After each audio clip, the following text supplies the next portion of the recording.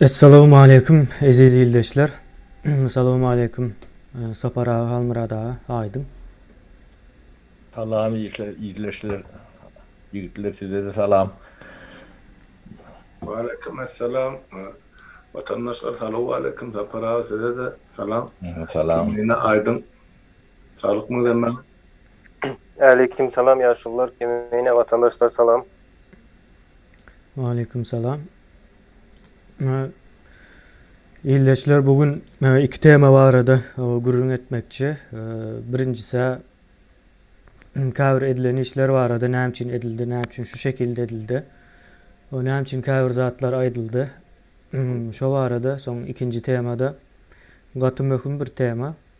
Yani bir problema var Türkmenistan'ın geleceğinde. Yine şu problemanı hazırdan görüp Türkmenistan'ın düğü tutulanmaktan şuna göre düğü tutulmalı meselesi var. Yine Afganistan'daki su davamız diyen yalak da Afganistan bilen tebii yağdayda akyan suğun son siyasi yağdayda söbeşe deyip aytsağım bolya. Indi adilen adimler var arada beyanat deyip aytmakçı bu tayda. Näme adimler adildi? Mesela 20 may meselesi vardı, yolların açılmağı meselesi vardı 30 may. O yeniden ondan sonra 20 maydan sonra edilen kavri işler var. Yani şu zatlar näme için edildi? Näme için şu şekilde edildi? Diyilen sorular var. Şu soruların hakikaten toplanmağını isteyedik ve toplandım. Indi şu soruları sorap bolyan olsa demek bizim şuna talap var demek de bizim şuna cevap verip bilecek maninize geliyor yani kızıklanma var. Indi 20 maydan ön 10 sani madde şert koyuldu da 10 sani madde şertem aktual problemalar var içinde ve aktual olmayan önden veri gelen problemalarım vardı bilelikte.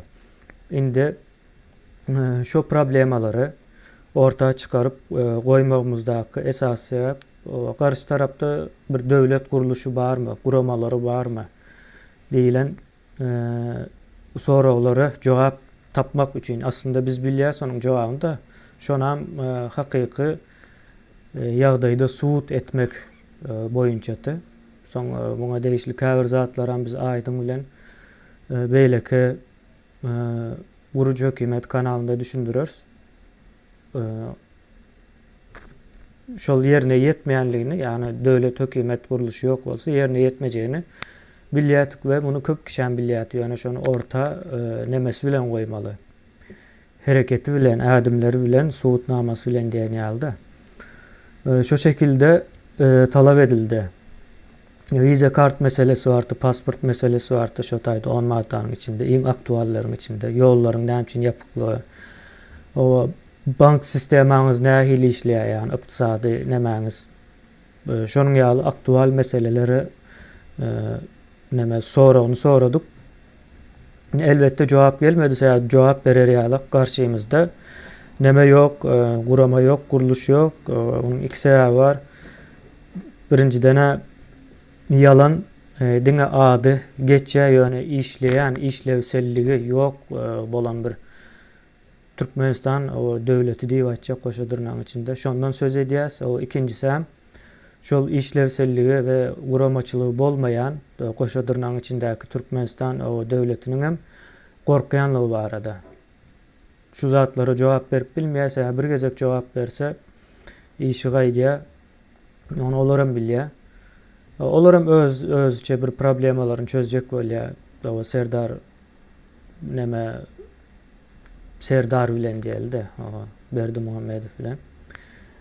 Olaram öz aklınca çözecek oluyorlar. Ondan sonra şol adımdan sonra yine 20 may meselesi koyuldu da 20 may'a çelle şu zatlara bir cevap gelmese bir ımtılma olmasa çözmek için biz gerekli nemani adımları atmana tayar deyip ayttıksa o adımlar gatı ön kıvatlardan yani bir 6 ay Öňüne maýyň 20-sinden 6 ay öňünde taýýardy.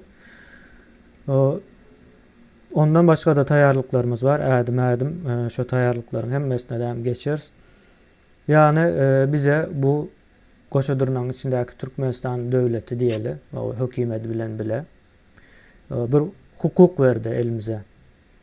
Onam Milli Halas Ediş Komitetiniň näme üçin döreýänligini yazanymyzda jikmejik düşünüp bolýar o taýda. Soň şo dörenden soň bundan soň näme boljaklaryny yazdyk o taýda, ýene de maddalar bardy. Yani şu ýagdaýda nädip çykyljagy. Soň o taýdanam Milli Hopsuzluk Şurasy döredilmeginiň gerekligini, onuň bir neme ýeri bar. Onam ýuwaş-ýuwaşdan wagtyň gelmegi bilen düşünüp urarsyňyz. Häzir aýdylsa da kän bir düşünükli gelmän bilýär. Biz isleýäs cemiyet o şu işin içinde bolsun, olaram düşünsün. Sebäbi neme bar? Käbir soraw bar da. Neme sorawam däl. Yüzlenme sorawlary bar. O sizem diktator mu diýen ýaly? Ya da demokrat diýenlerem bar, siz gaty demokrat diýenlerem bar. Ildeşler biz ne diktatordyrys, ne demokratdyrys. Sebäbi onuň ýaly hukugy bize neme köpçülük entek bermedi. O hukugu biz bir neme däl, ýani halkyň garşysynda bir jogapkar, bir topar ýalak görmeli dälmiken diýen, muny hiç kim hem onuň ýaly görmeli däl. Soň ýüküňi ýalňyş o atyň ýa-da düýäniň üstüne atan ýalak bolýar. Ýöne biz bu taýda haky bir halk bolup, ýani bizem bir halkyň bir böleginden de iň soňunda şonuň şu meseleniň problemanyň barlygyny öňe sürüp şunun çözüldüğünden barlygyny bilip bilýän gatlaryňdan halkyň. Entek onuň ýaly guramaçylykly bir zat o döräni oktur we häzir döremeginem islam zok. Guramaçylykly zat haçan dörer işläp başlan wagty ol soralýan däldir, işläp başlandan soň ullan edilýändir. Ýani käbir näme edýän işlerimiz guramaçylyklydyr. Ýöne doly resmilik demesi paýy ýokdur. Onuň paýy haçan olar? Köpçüliň bu işe goşulyp başlamagy bilen. Ýene de şu neme bar? O köpçülik goşulmasa da ýöremezmi diýilen mesele bar. Ýörer ol güýjüň üýşmegine bagly. Bu köp sady köplenç o güýç meselesi çözýändir. Ildeşler ýani şonuň ýaly neme aýtjak boldum. Almurada Sapara sizem temany açsaňyz soň ine ildeşlerimizden hem sorawlar gelse şo arada neme ders? Soraw jogap ýaly eder. Soň ikinji temamyza geçibeririz.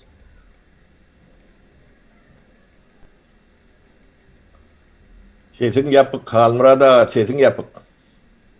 Düşündüm. Para sen başlayacak ya men başlayayım. Sen başla kalmırada. Sağ ol.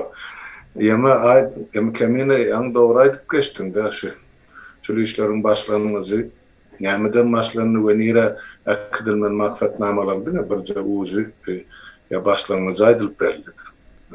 Hakykatdan hem şu zatlary amal etmek zerurçylygy bizim döwletimiziň, milletimizin başyndan 30 ýyl bäri dur. Ýani öz wagtyny beşer diýil şeýle onu olar şeýle pardy we denem morsak şonu amal etmäge mümkinçilik bolmady. Mümkinçilik diýenmeden millet şu zatlary islemedi. Inni suwsenlikden açdy, adamlaryň hemmesi bolmasa da köpesi düşünüp oturup bizim millet bol, döwlet bol düşen kynçylykly ýagdaýmada şu ýagdaýdan her bir adam özü çykylgy gözleýär. Her bir adam çykylgany meselem özüni görmän jogapkarçylygy Allah Taala üstüne ýükleýär. Allah beýikdir, Allah çözer diýip özüni gara çekýär. Ýene bir aýdýa başga bir güýçler eder şunu. Üçüncü aýdýa ölüp gitse ýerine başga bir gelir, onun o ganimet adam bolmagy mümkin. Hemme zady bir şahsa ýa bir topary şu reality bağlap koýarlar, ýöne jogapkarçylygy öz üstüne alýan adamlar gaty az bolarlygy üçin neşuguna geldi. Indi şu gün ýene de orta täze ýaşlaryň arasynyň güýçler çykyp başlady. Olaram bilýärler indi özleri hareket etmese Türkmenistanyň geleceği ýok. Şonu her bilen ýaşullar hökmünden nyktat aýdyp gelýär ýyllar boýy, orly ýyllar boýy. Ene şu gün asly başdan şol işe başlandy. Milli Halat Ediş Komiteti guruldy. Oň üçin gurucu mejlis ýerýär. Gurucu mejlisi ödüşini öňkä edişmär Türkmenistan ilkinji ädem pursadynyň menudynyň sagadynyň başlary ödüşini. Ama gurucu hökümet, ya wagtlyň hökümet, ya geçici hökümet ol eýandan şugundan formirlenip başlamaly we gelecekki ýurdun içinde ilkinji ädiljek ädimlere şu wagtdan taýýar bolmaly, etjek işleriniň planlaryny düzmeli, ilkinji prioritetli soralar bar, işler var, şolary nädip kimler bilen nähil terzde näçe wagtda çözmeli, ilaty nädip şol gysga döwrüň içinde saýlawlar geçýänçe ilaty nädip ilkinji nowatda adyp önümleri beýleki derwäs meseleler var. Şolar bilen nädip birçin etmeli, döwletiň howpsuzlyk meselesi var. Gara mesele gatykan şolaryň hemmejiginiň çözgüdüni häzirden taýýarlap goýmaly. Şol ýaşada asly ýoşdan ýaşlar gyrşyp başlady, edilýän işler şonu görkezip dur. O işleri aýdyp boranak elbetde şu gün planda edilýär diýen soň hökümet şu işleriň tersini işlejekler öz adamlary bilen. Dine şu sebäpli hemme zatda aýdylan ak watandaşlar. Ýöne şu zatlaryň üstünde işlenip oty. Mümkin adar şol işleriň aýdyp bolýan bölümini ýa bölümini size yetirir ama ýaşlar ine şolaryň öňe çykyp oturan adamlary bar. Olaryň komandasy bar işläp oturan. Özleri asy başdan aýdar yetirir ýöne sizem halk bol. Şu edilýän teklifleriň oňlamasyny oňlarsyňyz, oňlamaly däl bolsa ýa goşmaça bir zatlar üstüne ýazmaly bolsa, doldurmaly bolsa, o taýda sizin öpküňizi aýtmagy dolu hakyňyz we hukugyňyz bar. Şo zatlaryň ediler diýen menne ullakan umyt bar. Şoň üçin ýöreýte şol soňraky açylan saýt bar, ýapyljak bolany bilen saýty ýapyljak bolan täze saýt açyldy. Ine şo taýdan şol hökümetiň geleceki hökümetiň saýty. Şo tak barynda ine pikir alşyň, öz pikirlerinizi ýazyn. Öz etden petden gelecekdäki göz öňünde tutýan watanymyzy şu meselede öz pikirinizi paýlaşyň. Bize berek dinlemek bizim borcumuz. Doğru netije çıkarılsa, doğru düzgün tutulsa, devletin fundamenti doğru düzgün kurulsa demek ol bina uzağa gider. Yani ben şuna hiçbir koyalım. Kıyıskaça alın da separara sen iktisat taraftan beylik taraftan ne ama hoşluk olsam. Haydi be. Tavul halmrat lokanken gorşukladım yok. Yönü mesele adamlar ya hükümetin ya bu koşudanlar için ne hükümetin öğülerinin gitmeyeceğini, o gitmek için gelmediklerini öğüleri suud edip geliyordu 30 yıllar. Buradan dilep ya da kanuni yol bilen vaktiniz zorlu gitmeli, sayılı olmalı ilgilen demeleri yani neyse tam geçirdiler. Ulan hükümranlığını elinden almasan başka çıkarma da yok. Bunun kanuni paragatçılıklı yollar bilen edilmeli, edilerim. Bu ne edileceğini biz kendi düşündük. Etap ne şundan başka yolu ne 30 yıl her türlü teklifler edildi, her türlü demeler metti. Hiçbirinin netice vermeyenini gördük. Şimdi şu tayda yani teknokrat adamları yığınap devletin gücünü tutmalı. Öyle ahli mekanizmini tutmalı. Biz de şuna çelik devletin gücü tutulmadık, mekanizmi oturdurmadık.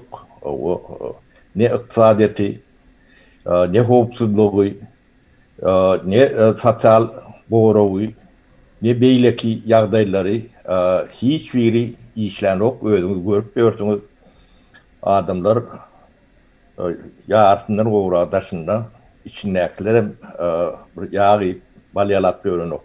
Onun görüyorsunuz Şun demesini çıkalı yolunu biz detalını yani böyle detallarını kendi işledik.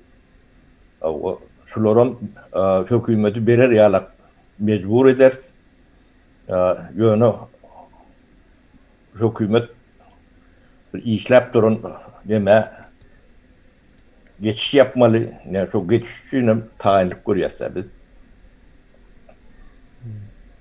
Ben yaşlan şey diyen dağıtlarını kollayan, o bizden ne mi akıl fikir o kolluğu gerek kolsa arkalarında o halkam kolluğu vermeyle çağırayan o geleceğiniz size gerek o bize yankı mevlütümüzü götüren adamlar 5 yıl yaşayacak mı 10 yıl yaşayacak mı Allah'ın verendi yaşar yönü bizim ne paşa olma prezident olma başka bir zat olma ya da yankı yelüyüşlü adam olma dememizim yok. O yönü bilgimizi, aklımızı yani şu yaşlara yürüyeceğiz.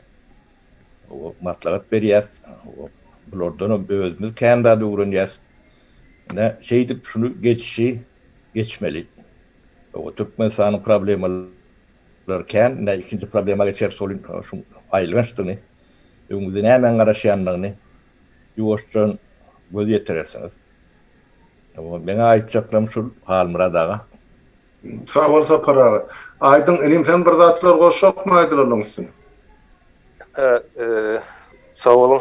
Men nämen goşaýynda indi şu wagt 1-den 20 may meselesi var. Ýa-ni ýollaryň açylmagyny otayda Türkmenistanyň şu wagtdaky hökümet diýen olsa özlerine ýa-da döwlet diýip adlandyrylan guramalary, döwletiň bir guramasy diýip adlandyrylan guramalar.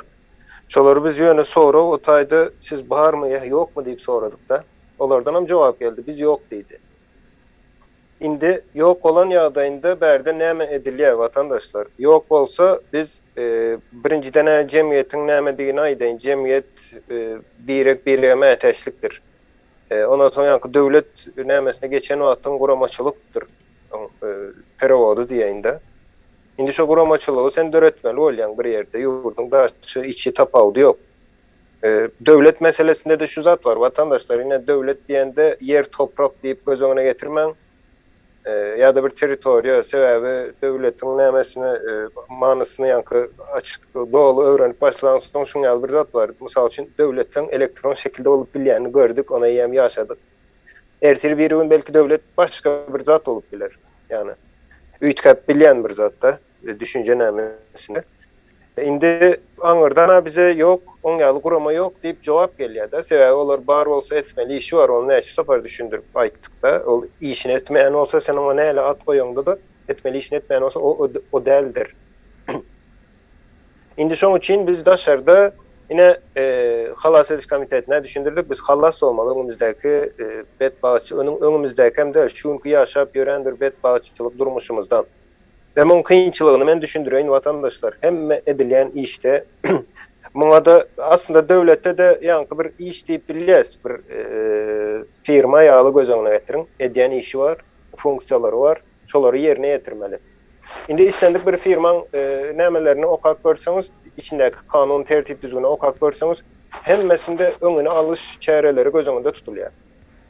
Ýa-ni her bir zat su bassa şoň öňüne näde alyp bolýar ýa-da bastyrman bolýar ýa-da ýene näme hemme zatyn öňüne alyş çäresi bolan üçin aňsat bolýar da şu zatlar ýöne Türkmenistanda öňüne alyş çäresi däl şu wagt eýen boljak iş bolan şonu düzeltjek bolýar. Näme şoň üçin bärde kynçylyk we birazjyk wagt talap edýär.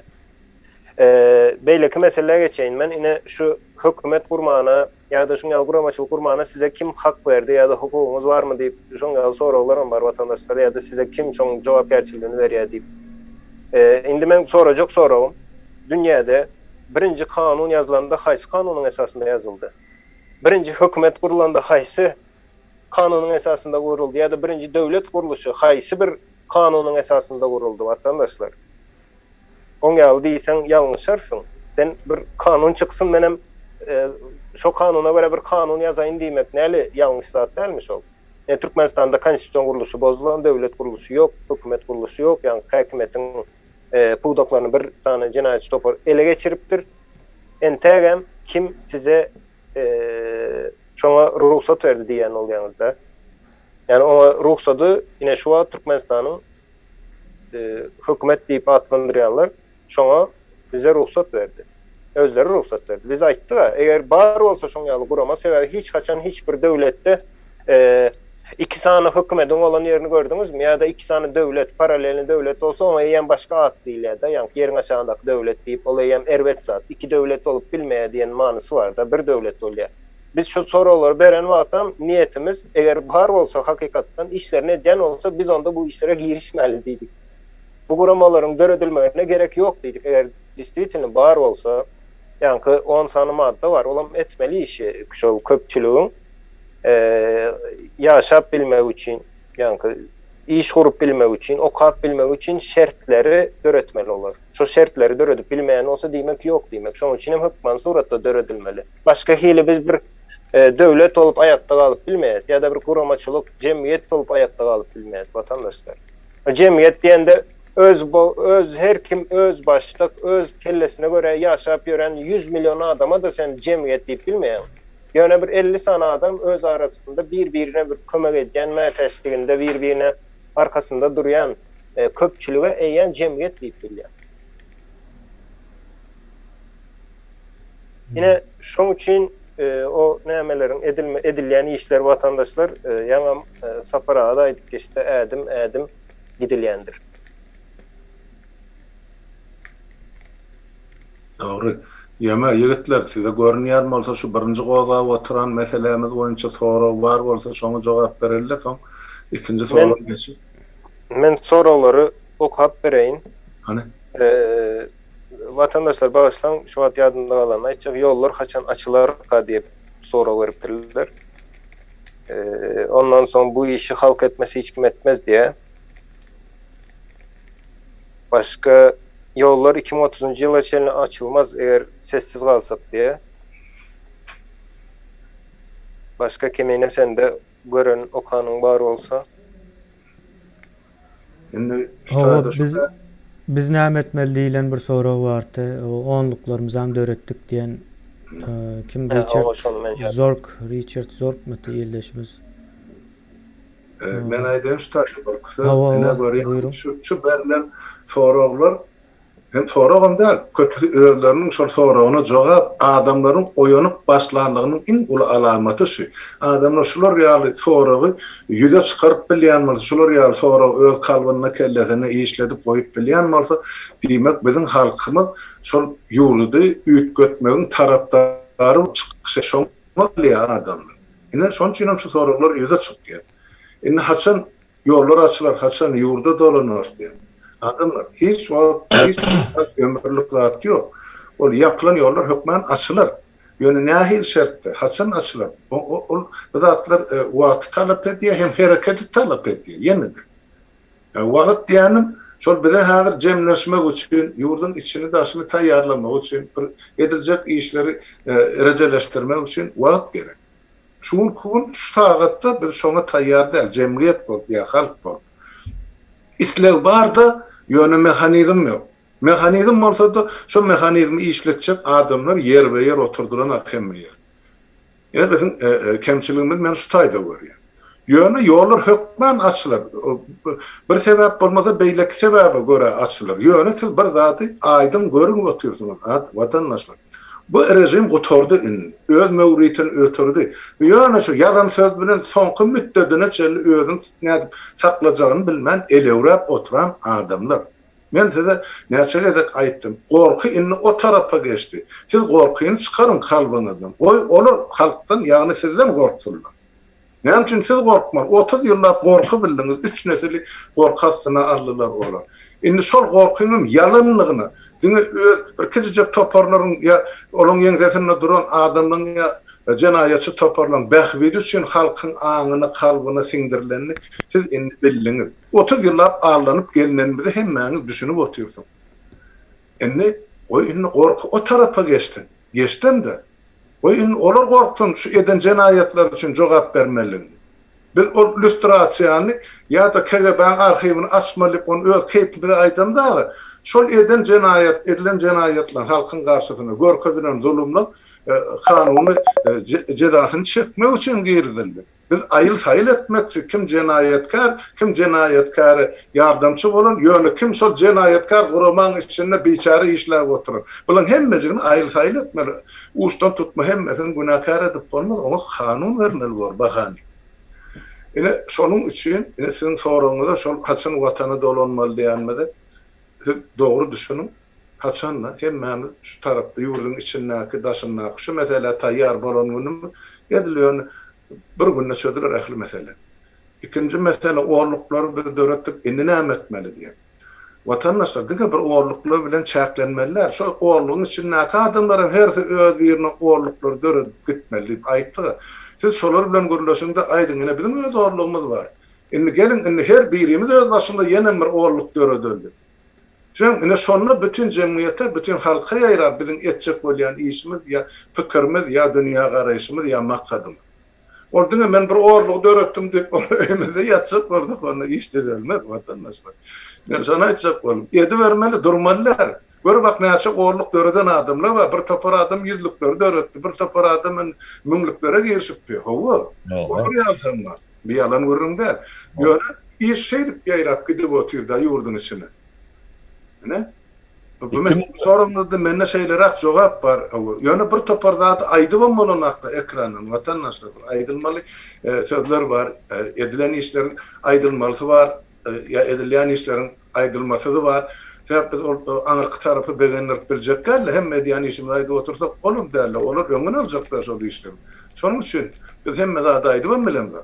Yani kıyıskaça şol soraglary jogap berekella şolary ýal soraglary berýän şoň jogabyny özüňiz berip oturdyňyz da biz taýýardy. Men şoňa belenýär. Gün-günden şeýle adamlaryň sany köpelip gidip barýar. Öz başda pikirlenýär. Öz başda hareket etjek. Öz toparlarynyň içinde özleri meselem çözgüdüni gözlejek, aktarjak adamlaryň sany köpelýüsi şonçada işimiz ileri bolar. Ine men şonu aýtjak boldum.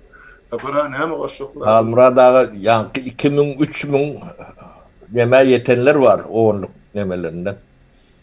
Şonu aýdaýyn diýdim. Men adırak gurulacak sebebi dişim ağrıyor. Şunlar Halmurad ağa şunu becerdik diyorum. Bilýän biz habarly adamla pikir etmedi de para adam tutup otyň ağzy çıkardym. Yok.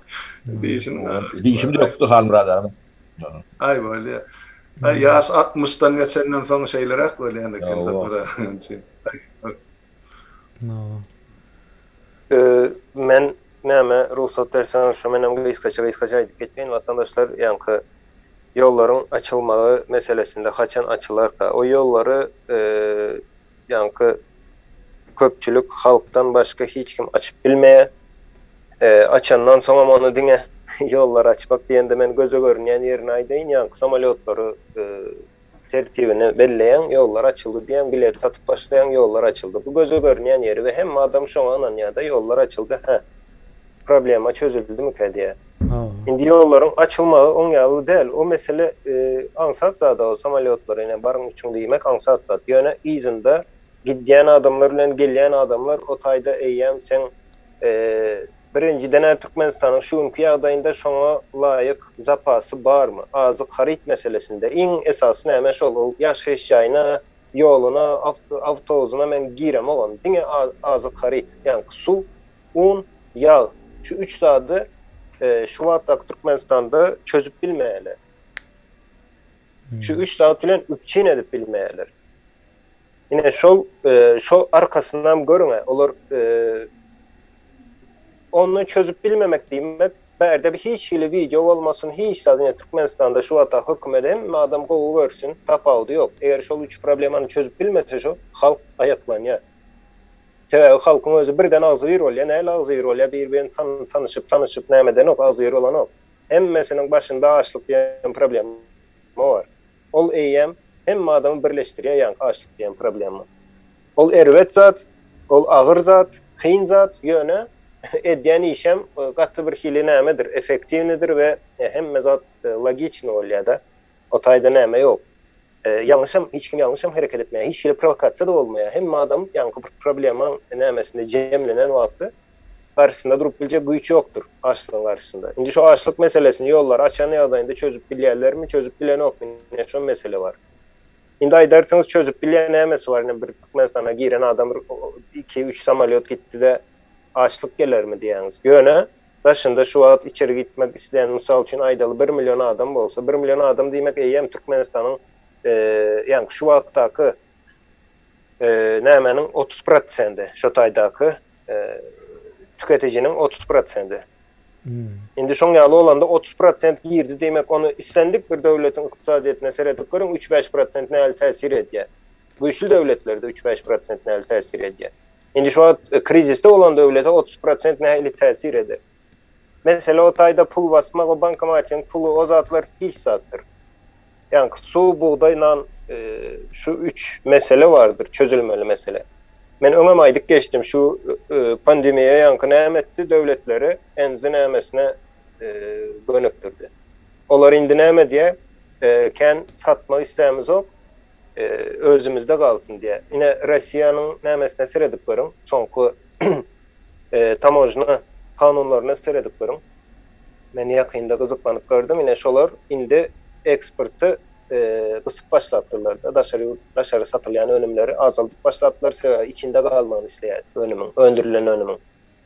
Indi Türkmenistanda şu zat edip bilýärmi şu günkü döwlet? Türkmenistanyň içine gerek biz birazcık eksporty gysal diýip bilýärmi? Ýok, aýdyp bilmese o taýda bir adam oturýar, ona dollar gerek. Dollar nerede var? Türkmenistan halky dollar beren o. Şoň üçin daşarı çykarýar, buğdaýyň, paýtaň, beýlek zada. O problemany şoň üçin şu günkü ýagdaýda çözüp bilmeýärler. Şoň üçin ýollar açan oklar. Açan ýagdaýynda da mysal üçin Türkmenistandan 500 adam alıp daşary çykarar we içerigen 500 adam girizler. Öňem şoň ýalyrak sistemada işleýär bolan nämes. Yani şu adamlar düýbünden ýanky açlygyň belli bir nämesi var, granitsasy var. Şondan geçen soň adam eýem kontroldan çykýar. Kontroldan diýenim şu wagtda şu diktatura sistemasynyň kontrolunda hemme adamam. Gorky kontrolunda bolsun, beýlek kontrolda bolsun. Ya da yalakalık edip şondan pul alıp şu pulun kontrolünde. Yani açlık gelen wagt ýanky kontroldan hemmesi bozulýar, kontroldan çykýar soň halk islen zadyny etýär da eýem. O taýda komitet ya beýlek islen zadyny eden ok, halk islen zadyny edip başlaýar kontroldan çykan soň. Açlygam şolaň iň esasy nämesidir. Beýleki meseleni bagyşlaň men şu taýda oturaýyn. Deme aydın yoş biz şolong döwlet howpsuzlyk komitetiniň ministrliginiň ýokdugyny özlerine subut etdiler. İçeri işler ministrligi ýa polisiýa oňun ýokdugyny hiç funksiýany ýerine ýetirmeýänlerini özlerine subut etdi. Etap. Onun şol atlary siziň hem o gözüňiz ýeter, olaňyň gözü ýeter. O şu hükümetin hiç sadınyň normalini değerligini özleri subut ederler. Subut etdir. Bağ bolsa da görkezerler. Biz şu döwletiň howpsuzlygyny gorýas. Hükümetin ýokdugyny özleri boyun aldylar. Rukalana şeýle bor. Onun galan etaplaryny biz wakylaryndan düşünýürs. Şu taýda men aýdanlarynyň üstüne biraz goşmaça berýän. Ne şu Türkmenistanyň şu ýyl dören su problemasy bar da onu ymykly häzir ikinji soraga geçer. Yani bir ucun häzir aýtmagy mümkinçilik bardyr. Şol su problemasy derarly Türkmenistanyň şu ýyl geçen ýyllar aranynda däne ýanky buğdaýlar önümleri 30-40 ýerde käbir maglumatlara görä 50%-den az boljak da öňkü ýyllara garandy. Ol bir diýmek Türkmenistan geçen ýylkydan pes derejede önüm öndürmegini ýa däne ýanlanmagyna garaşdy. Ikinji ýagdaý. Şol dänen Türkmenistan nerden satyn alyp üstünde olurýardy. İlkinji nowbatda Gazagystan. Gazagystanda da şolar ýaly inni Türkmenistany bir däne satmak mümkinçiligim ýok, islegem ýok. Näme üçin? Yaz aylarında Kazakistan'a katı ayırlı hovalar giycelerine gelip ähli ekin meydanlarını yani zayıradı. O tayda buğday yattı. Demek olar öz önümünü özüne saklamakçı. Indi yana da Türkmenistan iň soňky öz halaskary diýip hasap edýänine Orsiýet bilen Ukraina da şo ýerden däň alýar. Olara menne beýil däne satmak niýetleri ýok. Birinjene olarda da käýerde gorokçuluk boldy, käýerde suw gelip bastı, käýerde sowuk boldy. Bilen dänesiniň uğru ýok. Ýöne ilkinji sebäpleriniň biri Ukraina bilen Orsiýetin ikisiniň arasynda gaty uly özara dawalary bar. Uruş derejesine yeterlikli dawa özleri. Şonuň üçin bu iki döwlet hem özlerine gorsaklaýarlar iýmitden, şol sany däneden, bugdoýdan uruny uruş ýagdaýa açlyk emele gelsedi. Şu sebäpli olaryň daşary ýurtlary däne satmakçy dälşi. Onu nädip biziň halkymyz gününi görmeli, nädip ýylyny aşyrmaly, indiki ýyly nädip ýetmeli. Ine şu soraglar, ine gatully kan sorag bolup durdyň halkymyzyň öňünde. Ýöne şu ikinji meseleye geçilende adamlarymyz, watandaşlarymyz düşünür, o meseleň nähil uly derejede howpludygyny. Onu men şu oturaýyn şu meseleni.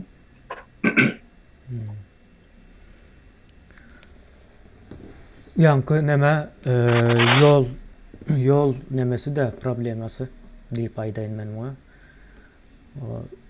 Yolları näme üçin açanok? Yankı aýdan sebäbi var. Birinci sebäbi, iň esas sebäbi. Bu adamlar yolları açsa, ýurdun içine de girilse, bu adamlar garyn doýurup bilmeýärler. Suw ýok, içeri agyz suw ýok yeterli derejede. Sebäbi näme üçin ýok bu zatlar? 30 ýyl bundan öň döwlet diýip gurulan zat aslında ýalanty, onuň nemesi çykdy da indi.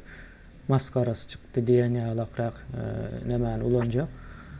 Soň ikinji sebäbi ýa-ni gorky sebäbi bar. Yollar açmak şu wagt howply.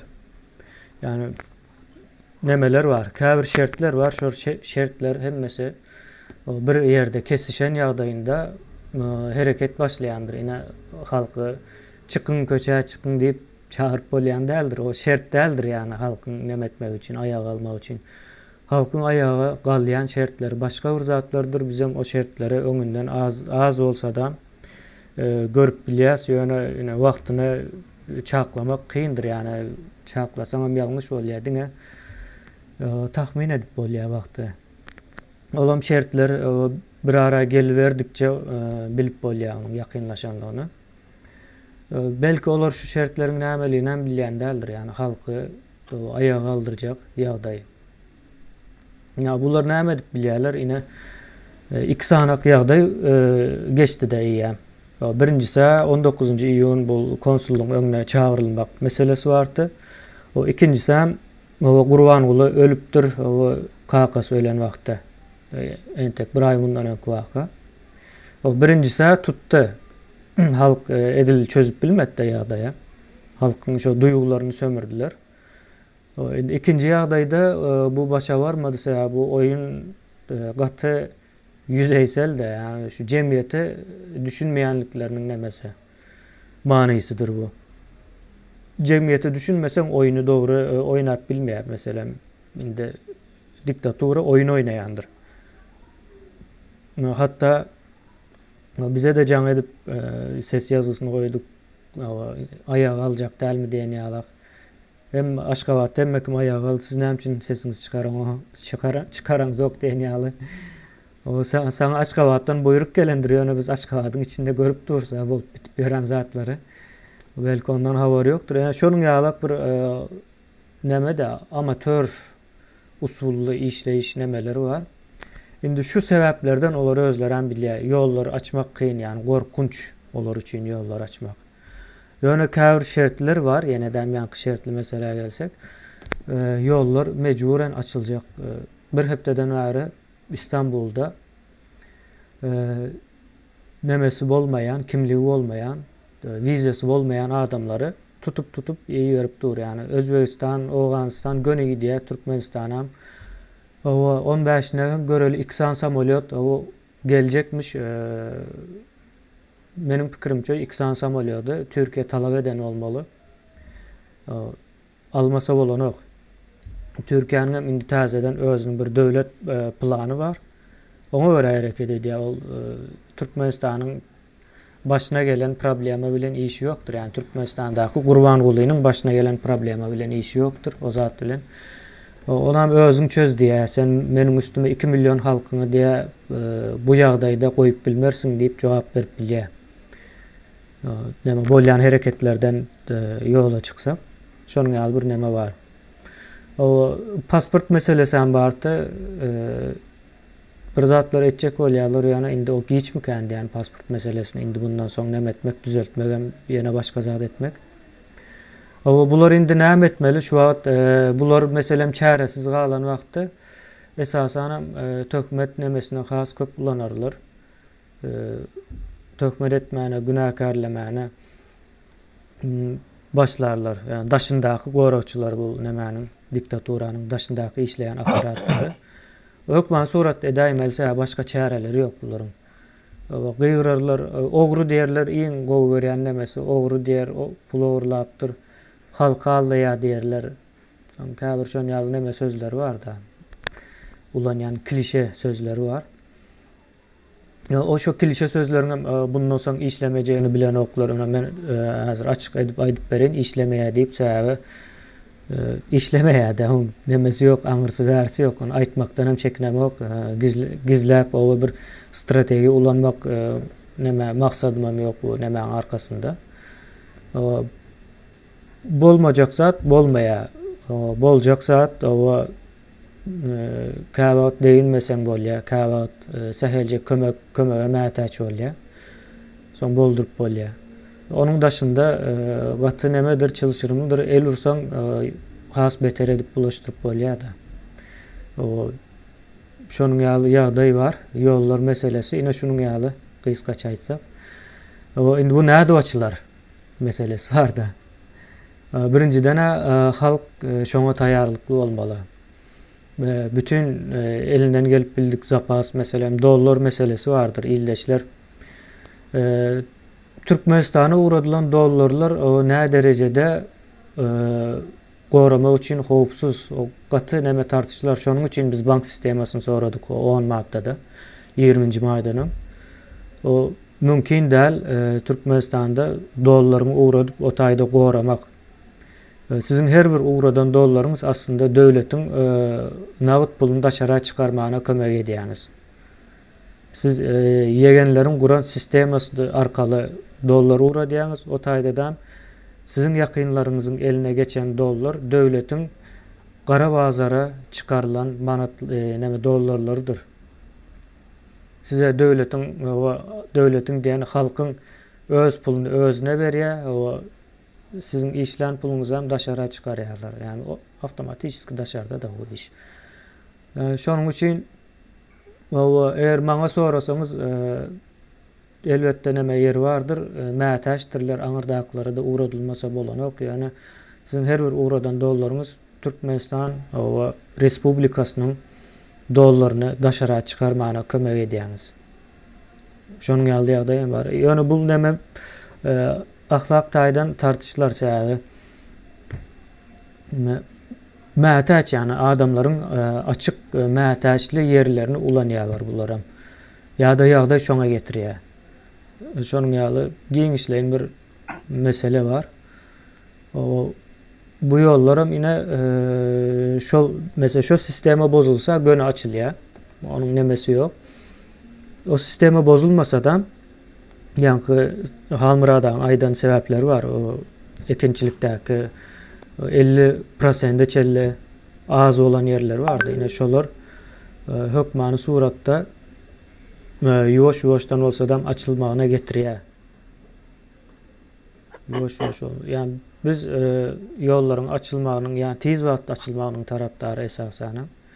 Yani bizim şu wagt taýýarlajak we etmeli işlerimiz, taýinliklerimiz gutardy biz diňeje ekrana çıkarmak bilen ädim bir-birden olaram tanışsın. Yani saparaň aýdan meselesi hem bar, KB guramasynyň işlemeýärligini suwd edýäs ýakyn wagtda. Ondan soň näme diýmesinler yani. Sizin näme hakkınız bardy? Hakkı berilýän däldir ildeşler, hak gazanylýandyr.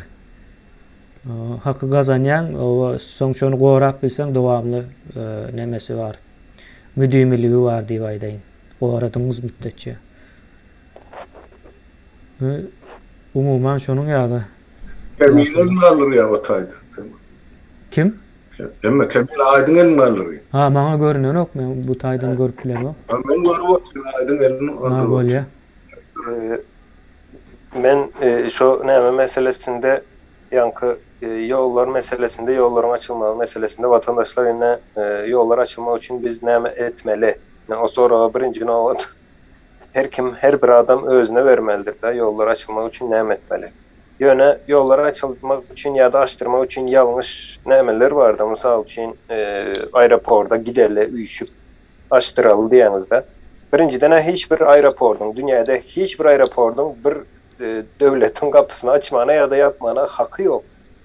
Aeroportun nämediğini ya da aeroportun ýaly siyasi güýji var mı aeroportun?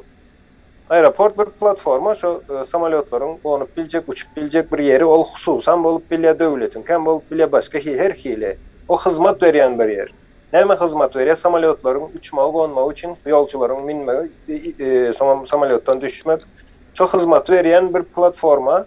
Sen barıp Türkmenistan'ın yolunu aç diýip talap etjekmi? Olar düşünmezem o zada. Indi aeroportun içindäki tertip düzgün vardır. Tertip düzgün bozulan olar nämeler edip bilýär, näli nämeleri var. Ýa-ni olar protokol boýunça işleýärler. Sen barıp şu tügün aeroportun öňüne 1000 adam, 1 milyon adam bolup baranda da şolaň öňünde taýýar planlary var. Şoň ýaly ýagdaýda näme etmeli we diňe şu protokol boýunça işleýändirler. Hiç hili pikirlenmän. On peýdasy ýok. Yolları yapyan sonra aeroport değil, sen aeroporda varıp yol aç diýer ýaly. Aeroport yolu yapmada. Yolu başka zat yap otur. Gurbanguly yapýarmy? Ýok. Yolu Türkmenistanyň içindäki problemalar yapıp dur. Şu problemalaryň ýa-ni çözülmegi gerek. Ona ol Gurbangulam şu wagt aýtgandyr, yolları açsam diýip, sebäbi daşynda galmak, daşynda näçe adam kök daşynda ýaşasa, yollar açylan soň yine renkgenin görüp bilmeyen nämesi vardır. Olum düşünceňiz vatandaşlar, sizin bärde daşary ýurtlarda öğrenen düşünceňiz. O düşünce baran soň goňşyňyz aýdarsyňız, dostuňyz aýdarsyňız, eýem ol düşünceyi aýrap başlaýar virus ýaly. Onam olar görüp bilen o saklawan bilmeýär şol düşünjeni. Şoň üçin gorkýarlar. Yine daşary ýurda geldiňiz, iň azyndan bir türkmeni gören wagty birazjyk bir salamlaşmak, bir ýerde oturmak, iýip içmek ýaly bir nämeleriniz bir täp dörep başlady. Birek bilen işleşmek ýaly düşünce dörep başlady. Guramaçylyk dörep başlady daşary ýurtda. Siz içine girseňiz, şo guramaçylygam siz bilen bile eýem içine girýär. O taýda has güýçlenýär, sebäbi öz watanyňyz. Düşünüp başladyňyz, sonra berip başladyňyz köpeýimiz. Näme üçin Türkmenistanda şu zat ýok? Näme üçin şoň ýaly? Şoň ýaly näme üçin edilen ok diýen, näme üçin sonra gaty ullakan sorawydyr. Şo sorawy berip başlanyňyz üçin ol içine girse, diktatura bilemek bir ýyl ýaşap biljekmi ýokmy? Şoň üçin olar içine alanda da yine yolların açılışını aýdaýyn. Olar eger açsalar yolları hepde de bir samolyot goýarlar we aýdarlar yine bizim yollar açyk. Ýöne hepde de bir samolyot. Yani 100 adam, 150 adam hepde de içine girip bilýär. Şolam ýetýär. Hemmesini olan baran soň hemmesini ýa-ni filtrden geçirýärler. Soň öýüňe goýberýär. Her hili nämeler bilen o taýda da yine beyin ýuwma nämesi vardır. Aparatlar vardır olan ýa-ni öňüňize çykyp düşündirerler näme dogrudygyny, näme ýalňyşdygyny. Şoň ýalyra etjek bolýarlar. Yollar açan ýagdaýynda ýöne şol hepde de bir samolyotam yeterli bolýar. Biz yine bir zat men onu aýtmaýyn, sebäbi aýtsam soň hiç açmazlar. Hepde de bir samolyot gerek. Onu ne bitince sonra geçelim. O ikinci sorawy geçelim. O ildeşler ine şu taýda gaty bir möhüm neme var. Bizim hemmämizin, geleceğimizin, nesillerimizin probleması boljak bir problema var. O ägirt çözülmegen gaty kıyın, yani gaty akıl ve strategiya ve gowy syýasy aragatnaşyk gerektirýän bir mesele bardy şu taýda ine görýäňiz. O Awganistanyň o Owganistandaky nämäne yerleri suwarma, yani su bilen üpçün etme, halky daýhanlary, yeri, topragy ve energiýa öndürme diýilen ýalak bir proýekt bar. Gaty uly bir proýekt ine şu taýdan 2019-njy ýylda näme dipdir? Hödür edilipdir ve şu wagt işläp başlapdyr. Onuň biz videolaram bar, onu şu wagt çykaryp bilmedim. PDF'ini aşağı koyarın hökman suratda, siz hem görürsünüz onu. Ve şu taýda bir nämäni suraty görkezmekçi. Yani gaty bir möhüm bir surat. Yani ne ildeşler şu taýda. Yani şu taýda Türkmenistan, o görünýändir. Özbegistan var, ine şu taýda da Täjikistan var. Şu taýda Täjikistan var. O Kuştepe diýe, Kuştepe diýilen bir proýekt. Ine şu taýda sary görýäniňiz bir kanal proýekti. Ve görýän şu mawy, gök renkleriňiz bardyr. Bularam kicicek şah kanallar. Yani şu daş dörekde ýaşaýan o daýhanlary, owalary su bilen üpçün etmek proýekti bu. Bu başyny nereden alýar? Edil Täjikistandan çykýan yer. Am derýanyň Täjikistandan Owganistana çykýan yerinden alınan nemesi. Bir böyle neme kanal, gaty uly kanal ýöne, kiçiýän däl. O indi şu kanal Türkmenistanyň gelecekdäki su meselesi barada. Gaty uly bir neme. Meselem şu ýyl entek kanal dolu işläp başlanok, gazyş demesinde etabında o taýa su geçenok. Yani su geçse edil Türkmenistana gidip duran suwun hemmesini aljak ýalak bir nemesi var. Söz berýär yani şu proýekt. Soň Türkmenistana nähil su gider. Bu kurak bolan ýyllarynda hiçem barmajak, kurak däl ýyllarynda da o diňelewat eteklerini mi suwulajak? Ya bu zatlar bunu men bilip bilmeýän, bu meniň nämem däl. Nähil yani gyzyklanýan bir böyle işmem däl ýöne şunun bir problema çykarjagy ortada ma'lum. Gaty uly Owganistanyň ve şu neme var. Owganistanyň prezidentiniň ulanan bir sözü bardy. Bundan soň goňşularymyza mugut suw ýok diýilýär diýen bir söz ulanypdyr. Ildeşlerimiz siz nähil pikir edýäňiz şu taýda hökman suratda kommentariýalaryňyzy ýazyn. Gaty bir möhüm neme, problema. Sapara. Ha, aýdym. Kimine şu yankı su meselesinde indi hakikaten dünyanın bir 10 yıl 5 yıl değil de yine 5 bin 10 bin yıl tarihi bilen gızıklanyan ve su meselelerini cemiyetler ne edip çözüptürler ve gelecekte näli çözülecektir diyen sorunun üstünde işleyen yankı alımlar, bilermenler, şu işin eyeleri vardı şonyalı. Şolar näme diye dünyada men Türkmenistan değil de dünyanın su problemasını şolar şu taýda ýazýarlar, bir topar makalaları var. Şu taýda hemmesinin sonunda gelýän netijesinde su problemasının neticesinde göçler olacaktır diye de ulu göçler yankı milyonlap adamlar göç edecektir diye. Demek vatandaşlar su probleması aňsat çözülýän bir mesele däl.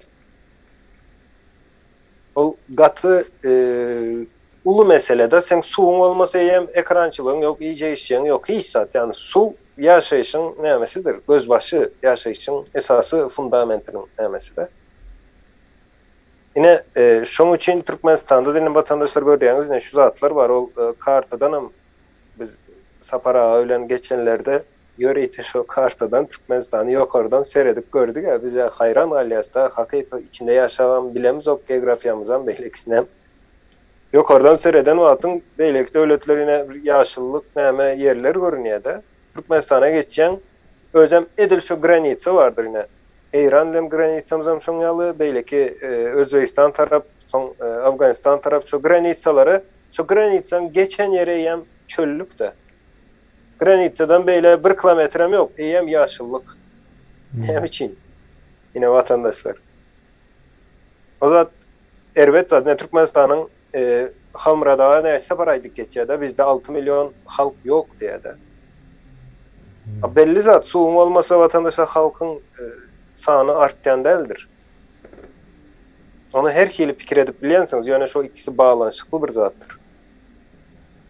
Su olman özem Türkmenistan bir ova hocalık nämesine dayalı bir yerde ve inansak da men gynansak da diýen sebäbi dünýäde şu gün kununa kosmosa uçup çip ýasap ýene-ýeneler dronlar diýdi. Şoň ýaly teknologiýalar bilen satyp şolar bilen işläp şolar bilen gazanýarlar. Biz entegem 4 sany goýunumuz var, 2 sığır. Olaram sığırlan suratlaryny geçen gördük awa. Şemal olsa uçup gidecek de şu sığırlarımız. Yine şolan bizim iktisadiyetimiz ya da bizim şu gün meşgullanyan o näçe asır, näçe yankı çağımından önkü iktisadiyete dayanyan bir iktisadiyetimiz var. Ova hocalığımız. Suwulanşymız dagyn näme bardy? Rimlerin mi ya da Müsürde ýalňyşmasam fontan ýasap bir sistema oňarýarlarda. Derýän nämesinden fontan ýasap şo döwür teknologiýa hiç satoň ýaly gelişen ok. Indi oňa näçe müň ýyllar geçdi. Biz entek şol teknologiýa baryp bilemiz ok. Şo Müsürleň eden ýagdaýyna. Ine menem şolara aýtjakdym suw meselesinde vatandaşlar suw näme däldir? Oýunu olmaz o mesele bilen. Borlay diýip görmezden gelip bilmeýän. Gelip bilersin ýöne ertesi gün näme sen bardyr, jogabam bardyr o. Erwet zat yani men suw meselesi dünýäde öňeme aýtdym ki bir zatlary ýazyp goýun diýip ine şu Türkiýedäki şu wagtdaky ýanky polis tutup alyp gitdi diýe, deport etdiler diýe. Şonu kemine näçe ay öň aýtdy. Öňümizde şu zatlar boljakdy diýip. Saparaga bir ýylyň Halmyrada bilen ýanky gepleşdiklerinde aýtdy. Açlyk gelýärdi. Ne şu günkü bir yarım ýyl öňünden aýtdy da açlyk gelýärdi. Soňam ine bize ýazýaňyz da siz näme etdiňiz diýip. Ne men öňem bir sapar aýtdym ýanky näme hakynda elektron döwlet hakynda. Hiç kim sebäp şu wagt bilen ýaşasaň o zatlary pikirlenmek, düşünüp mümkin däldi. Ine suw meselesine ýene 30-40 ýyl geçer dünýäde. Edil nefti gazı üçün näle uruş olan olsa, näle gyrgynçylyklar olan olsa, su üçün öňümüzdäki 30 ýyl, 35 ýylyň içinde şoň ýaly dünýäde döwletleriň arasında ulu uruşlar dörecek. Hakyky boljak zat 30 ýylda da galmaz men pikirimçe. Ýöne onu diňe men aýdamak, onu hemme ýanky şu dünýäň suw problemasy bilen gyzyklanýan alymlaryň çykarýan nämesi şol. Sebäbi alajy ýok. Adam suwsuz galsa gidip bir ýerden suw almaly. Onuň üçin ya suwsuz ölmeli ya biri bilen suw için uruş edip ölmeli. Yani şu iki seçenek, iki variantın var. Başka yok da. Şonam edersin hakman. Yine onam yazıp koyun.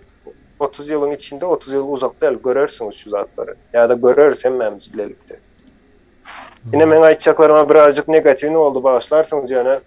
Hakikattır. Hakikatı bilsen geçen kemini aýtdym giýje atyp bilmeýän diýip. Şoň ýalyrak vatandaşlar hakyky dünýäni görüp bilseňiz ol elkenç zatdyr. Awa. Näme aýdym ne şu projekt owanyň akyl bilen edilen projekt däl. Özüm ene Sergediň bu ýüzünde türkmenler ýaşaýanlar. Özbekler türkmenler esasy ben. Indi dawa edende de öz soýdaşlaryň bilen dawa etmeliler. Uç çıkarsaňam öz araňyzda gyrylşmaly. Şoňa düşünüp bilýärmi? Oýunlaryň ýerelerden nähilek demedilýänlerini. O wantanyň ýanky amy derýä. Asyrlar oý akyp dura. Şunu seni kanal çekecek diýip ýa suw aljak diýip şolar ýaly proýekti barmdy? Ýok. Onuň halkara kanun bardy. Onuň paýlaşyk nemeleri bardyr. O şoňa boýunly ýöne bizim daşarky siýasatymyz hiç sady yaranok şolong ýanky hökümetiň ýoklugy ýalak daşarky siýasatym ýok da. Bu öňünden görülüp ýolu açylýan uly siýasat gerek bu. O nemene bilen geçirdiler, kaçırdılar. Onu iyine dolap olmayan. Şu at uruşu alacakmış. Ya da güç bilen Suud edip demetecektin. Ne edip demet söz yok.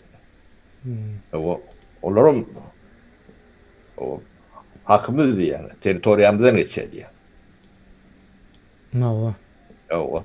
Ne bir yani eşgiri alak daşarı işler milletlerin olsa o kelleden düycan kellesi yalak olsa halkı şular yalak betbakçılığı getirir.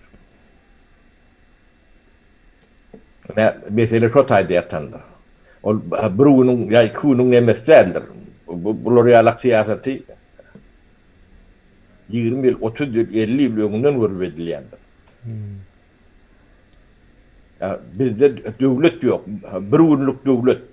Yani şu adlar adı diyerdi. O bir saparlık prediksibil alaklı atlar bulun. Bol pörslerin turnalı. O kazanacak, nemetecek, o ağaç sözlük demeler var. Düşünce dilen dat yok. Yine devletin hoğupsuzluğu şu. Yani milli hoğupsuzluk ministerliği bağ olsa o bir dediniz. Mawa. Ya şu atlar görmen, öňünden nemet ben. Yani bizde Milli Hoğupsuzluk Komiteti deyip o her köçede yani bir şuurlap görün adam tayinlerler da. Ne istihbarat diýlen de şu atlarda. İçinde daşınna. Devletin hoğupsuzluğu diýlen de atlar şu atlar. Ondan ne şu amderiye yok oldu, Garum kanalına yok. Elem o adamlar göçürecek mu tayda? Suğum yok. Mawa. O ne çöz yok. Yani çözüm bilen ortalığı açsınlar. Onlar çözer onu, näme diýip çözer? Afganistan doňaly kanal yok diýer. Yalançy bolar diýe. Ine şoň ýaly çözýärler olar. Mawa. Neme var? Sapara yankı aydan uruş dava meselesi de yine şu kanal çekilip başlandan videolarını gördüm ben bunun da. O bir neme paylaşıptırlar o an Türkmenlerimizin nemesinde sahipalar var ekeni. Yok mu şol video koysana kendine halk. Videonu hazır koyup bilemok. Mesela onu yükleme yadından çıkarıp durun. Neme halmırada yönü bir yazı var. Şu yazıyı hazır ekrana getirip o size okuyup verecek. Yazgı Arap harflarıyla yazılıyor. Yani ben hazır hani okuyacak olup göreli. Nemeni görkezýärdi bu taýda sapara. Yani Awganistanyň içindäki ýem şu kanal çekilýär diýip hereketligi görkezýär. Başka milletleriň arasyndaky. Ve neme diýip paýlaşypdyrlar. O Gırgynlar we şor depeliler dikkat diýipdir. Şor depellere dikkat diýjek bolan bolmaly. O Kilif dağının, Kilif bilýäňiz ildeşler Türkmenistan tarapynda da var Kilif ve edil karşı tarapynda Awganistanyň territoriýasynda da Kilif diýip iki bölünen bir yer var. O Kilif dağının etrafındaky çägelige fer'i kanal çekilecek diye. Her kim biraz yer divar aylap alsın. O köp kişiler divar aylap alsa hükümet hem hiç iş edip bilmez diye. Yani bu taýda ildeşler şunun ýaly neme bolmaly da. Şu territoriýaňy belli etsen o hükümet diye soň şu yer seninki diýip diye kabul edýär diye. Yani edil orta sırlaryň yer tutma nemesine meňzeýär bu ýöne. O şul bir Oğan yani Peştun ya da yeni beyleki milletleriň gelip yerleşmezligi üçin diye hazırdan territoriýaňyzy belledin diye. Daşyny aylan yani şu topragyny diye de özüňize aljak. O ileride nesilleriňize de ýetjek nemeni. Alın diýen manyda o türkmenler bir-birine neme berýär.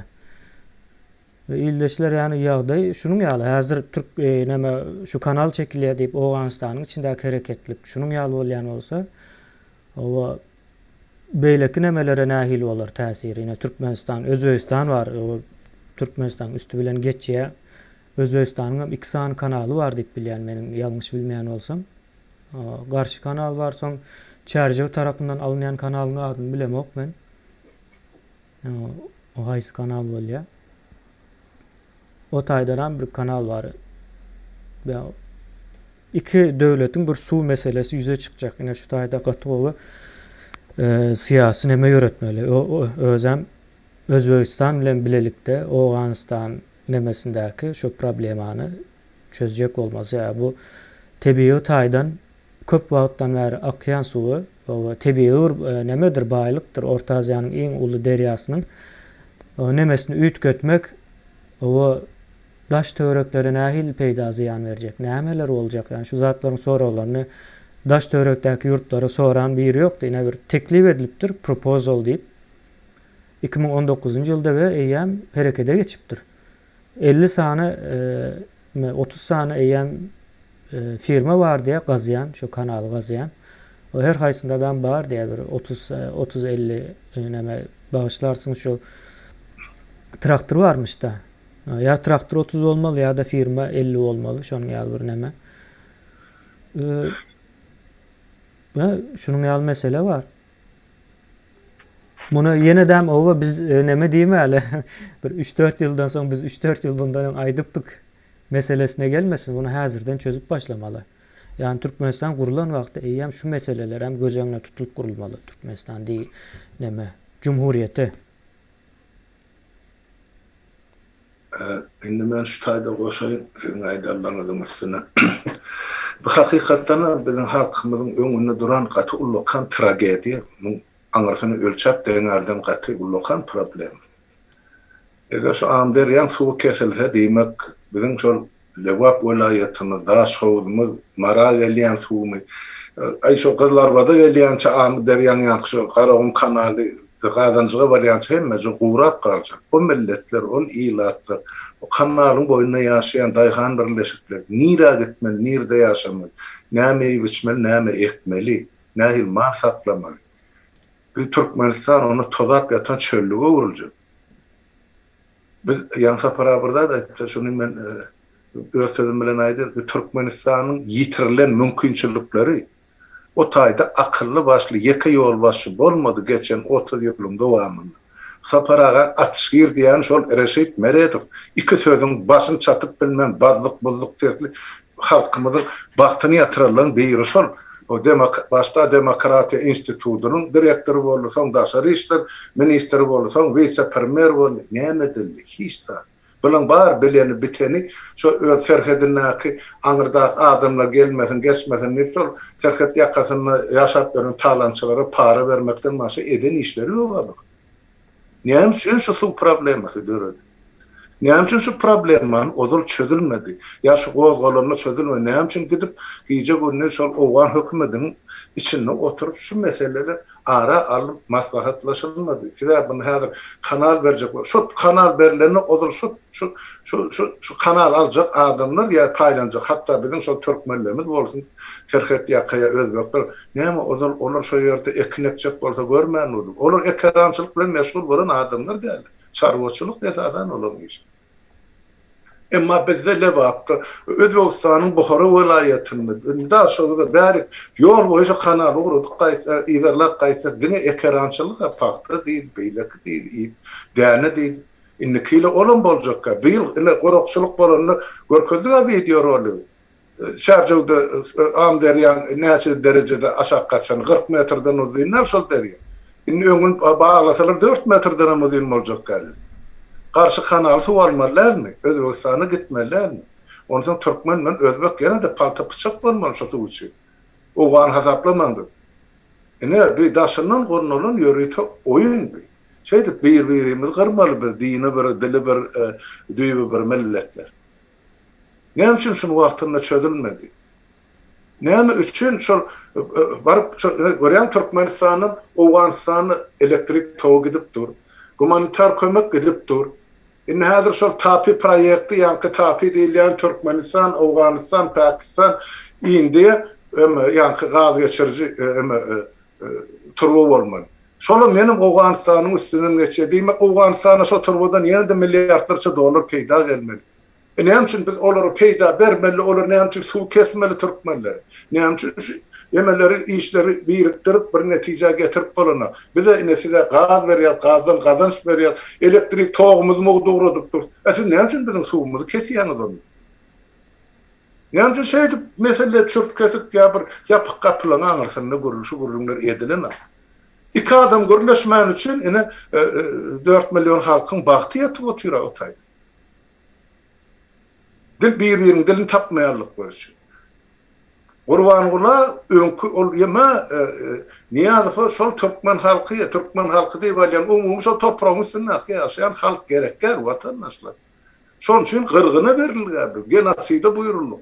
Özel sudatlardan başına çıkıp bilmediniz geçen 30 yılın devamını. Hazır şu bütün şu velayetler boşak kalsın onları peydali yerine getir tasarruf firmalarını işledik otuyorlar onlar. Yerine sınavı baylık almak için otak bizim halkımız gerekli. Levap'ta da sol, Balkan'da da sol, yine bir yerde Marı'da da sol. Görüp otuyorsunuz. Tasarruflu firmaların edipleri ne işi? Yani ne hilem olsa yan kemiğine bir daha doğru vellap geçti. Şunun önünden sudatların aladasını etmeli, gamını imeli, planını dizmeli. Baranızda ilkinci nöbette çözülmeli meselelerin birisi. Hükümedarı, devletarı, parlamentarizm, vekilçilik. Yine stayda gerek son diyen sırtı pampersi yaşlılar maslahadı. Üstünlerde gitsinler, serhede varsınlar, anırkı yaşlılar öyle maslahat etsinler. Halk diplomatiyası olacak olsa. Bizimkiler onun başarına abi. Yine düşün yağdayımız şu görüp atıyor. Vatandaşlar innikil mından mağrib olur. Bolca eyyam görünüp dur. Suyul hasıl yok. Riştağınızı ödeyin. Şular yağdaydı, kurukçulukta. Suvam yok. Keselçilgem alıp gidip koronavirüsden kırıp yatayım. Şu meseleleri biz neçe tiyir çözüp bilsek, biz halkımızı halat edip bileceğiz. Yok, yine bunu yıllar boyu devam edip gidip oturacak olsa, onunla o yurda 5 yıldan sonra dolanmadan gerek değil. Yani aydın prognoz veriyor, atı giyin ömrümlü prognoz veriyor. 30 yıldan yok. Aydın enim 30 yıla kalmıyor. Şu gözüne gitse 10 yıldan sonra o toprakta yaşarlık şart kalacak ki. Son üstüne adam millet kalacak ki. Hem de tozlarından sonra millet o tadı yaşamağı Müslüman kaçık gider her bir yana. Onun yurdun içine varacaklar, yurdun dışına çıkacak köpeler. Sonra da hükümet teşekkür kakar. Bir de şu yarası bayraklarını satsak böyle. Halk gerek geldi. Şu günden gerek geldi. Düğün gerek geldi sol halk. Öngüyle gerek geldi. Ne için onları ertir sol halk gerek oldu. Şu toprağın üstünde. Oturun da bir netice çıkar mı? Yani problemin çözümü de var. Çözümü olur. Yan kaydıran zatlarla oğukturmalı, birleştirmeli, sepleştirmeli. Oturup devletarı, hükümetarı, gepleşikleri geçirmeli. Ne bilse şu zatları veriyor. Eskiden son övgözüne gelen soğur, oyun erkine ya yeterlik derecede. Doğrudaydı ya, yani iki devlet berden var, üçüncü devletlerle birleşmeli. Den hukuklu Özbekler, Türkmenler var, bunu Oğanistan'ın hükümetiyle birleşmeli. Ve ettiğiniz ne hayır böyle, biz ne yaşamalı, bizim halklarımız. Buna eni gözleyip yaşalıp olacak probleme der, bizim her birimizin önümüzde doğrusu Şonay da eneyim. Mehmet Halmurat yani Türkmenler ne etti? Yani şu meselenin çözmek için Karavun orta arasında Altın Asır köyünü kurdular. 5-6 milyar dolar verip. O biz nemede görközlük uğrap yatıyor da. İnni amder yang tuğu olmasa o Türkmen toprağına burada ekecek olsa yurtsuğunu etmeliler, küler. Sonsuz bolon o. Yurtsuğuna yok, yerine şor, tolap yatan avi, taş tövürün şemal olsa dünya yetti. Yine hep şulon çözün meselesi, meselen şey çözüyorlar bunlar. 5-6 milyarda yere soktular. Onun ne edip soktular? Ben bu hikayesini biraz bilen.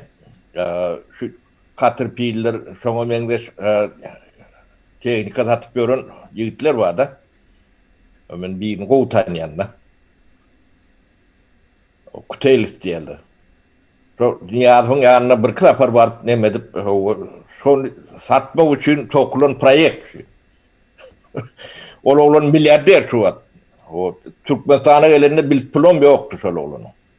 Ana devlet topluluk komitetinin bağı olsa ne işleyenlerini öğrenin. Böyle giden çölün orta arasında sen suğum yok şu tak akaryalık şor suwum ýok, beýlek suwum ýok da. Ne yani döwlet adamlyklary şol. Sapara Meseledir şolar ýalyk çözülýär. Aýwadasan şonu alak. sapara Beýleksen şonu alak. Bulan ýa-ni döwlet jehalatyň üstüne gurulýar. Ne bizim iň betbatly ýerimiz cahillik, cehalet. Ne üns verin. Türkmenistanyň elipbisi vardır. Harplan ady ýok. Şoňa hey bir üns veren adam mami.